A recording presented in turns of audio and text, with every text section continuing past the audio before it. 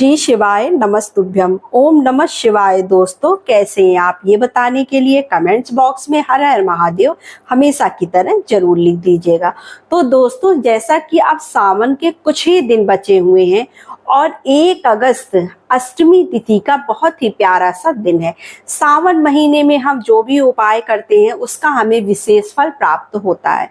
तो पूज्य पंडित प्रदीप मिश्रा जी ने अपनी कथा में अभी के बताया कि जो है हमें पार्थिव शिवलिंग 2 पार्थिव शिवलिंग का निर्माण करके सावन के महीने में अष्टमी तिथि के दिन यह उपाय कैसे करना चाहिए और किस चीज के लिए करना है आपको, क्योंकि सावन के महीने में पार्थिव शिवलिंग बनाकर यह जो मैं उपाय बताने वाली हूँ ये किसी विशेष दिन पर ही किया जाता है। जैसे प्रदोष का दिन है या फिर एकादशी का दिन है या फिर जो है मासिक शिवरात्रि है और सावन का दिन जो कि चल रहा है, क्योंकि पूरा महीना महादेव को समर्पित होता है। तो इस महीने में आप किसी भी दिन इस उपाय को कर सकते हैं, लेकिन सावन महीने की अष्टमी तिथि को जो 1 अगस्त को पड़ रही है यह दिन बहुत ही खास है। कुछ बहुत से संयोगों के बाद ऐसे दिन आते हैं।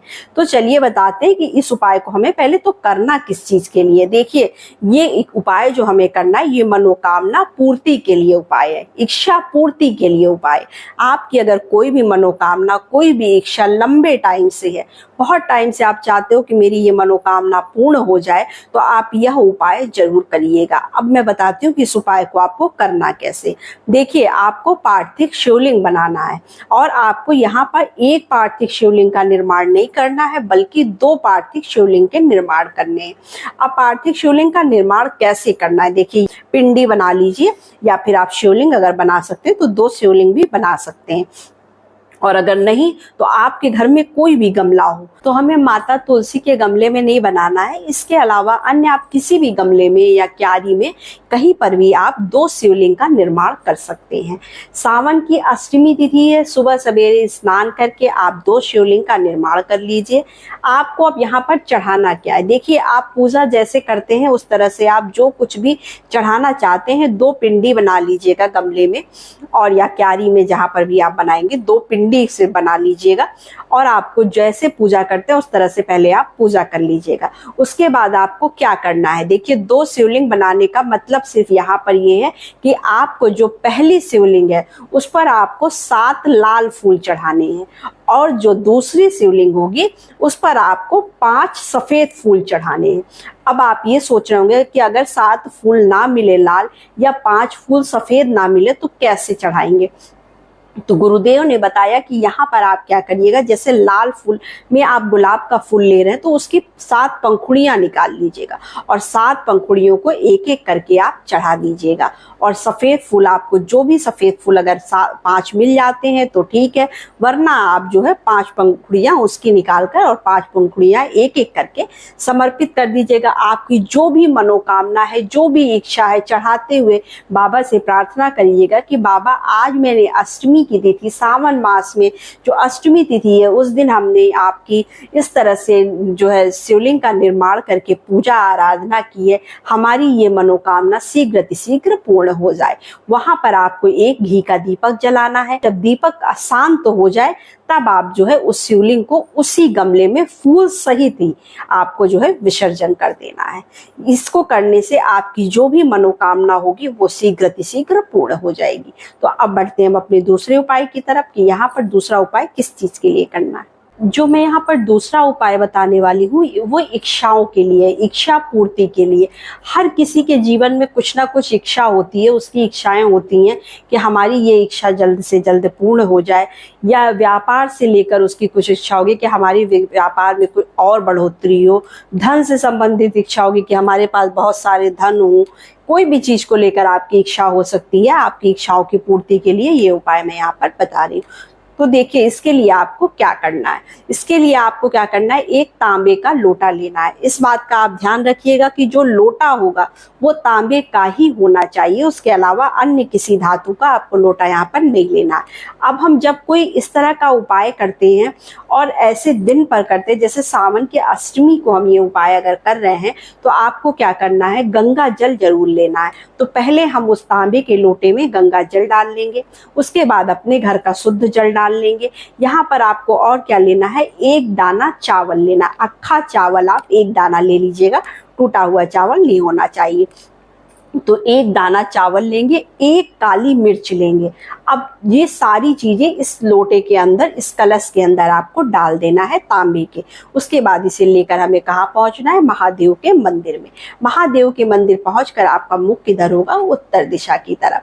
अब हम देखिए कैसे इस जल को चढ़ाएंगे, ये बात ज्यादा ध्यान देने वाली है क्योंकि आप कोई गलती ना करें। तो ये जो हम कलश लेकर मंदिर जाएंगे, इसे हमें 5 स्थान पर समर्पित करना है।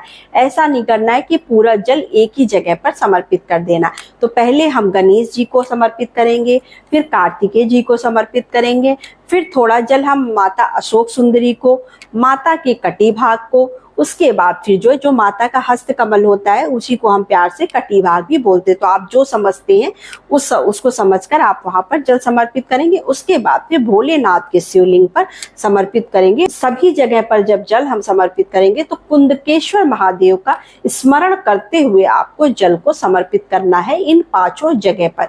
उसके बाद आपकी जो भी इच्छा है वो बाबा से प्रार्थना करिएगा। भोलेनाथ, मैं आज आपके दरबार में आया हूँ, सावन के महीने में मेरी ये इच्छा शीघ्र पूर्ण हो जाए, और आपकी इच्छा देखिएगा जल्द से जल्द पूर्ण हो जाएगी। तो अब बढ़ते हैं हम अपने तीसरे उपाय की तरफ कि यहाँ पर तीसरा उपाय हमें किस चीज के लिए करना है। यहाँ पर जो मैं आपको तीसरा उपाय बताने वाली हूँ वो रोग के लिए।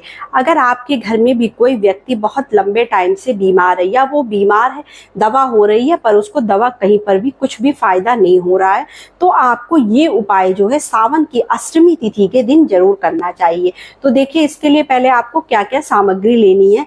आपको लेना है एक, या तो मिट्टी का पात्र ले लीजिए, स्टील का पात्र ले लीजिए। उसमें आपको क्या करना है, आधा दूध और आधा पानी। दूध जो होगा वो कच्चा होगा, उबला दूध आपको नहीं लेना। तो कच्चा दूध लेना है आधा, और आधा पानी लेकर उसको भर लेना। उसके बाद क्या करना है, आपको 31 दाने काले तिल के लेने हैं। काला तिल आपको पता होगा, उससे जो हम एकादशी वगैरह में भगवान को समर्पित करते हैं, वही काला तिल आपको लेना है।